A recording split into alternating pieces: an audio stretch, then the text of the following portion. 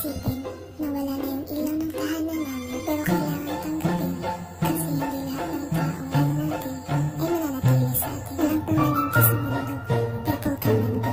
There are things that we don't want to happen but have to accept.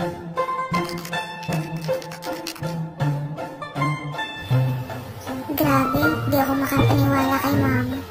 Nakarating siyang mag-isa. At ito nga pala si ate, shoutout sa'yo kung makikita mo matong video na to. Sobrang thank you dahil sa'yo, ginagabayan mo si mama.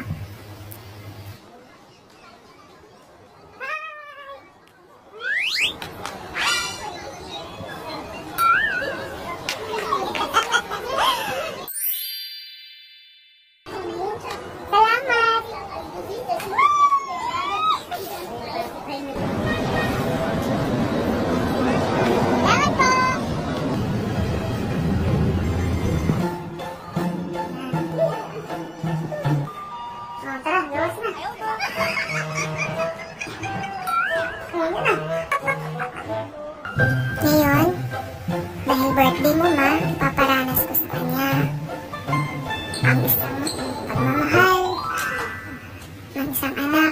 Kahit once in a year lang to, sa birthday mo mismo. Para maranasan mo naman na hindi palagi kabukiran, kabasakanan yung makikita mo. At ngayon, mga building naman at magulong mundo. O diba, miss na miss si Papa.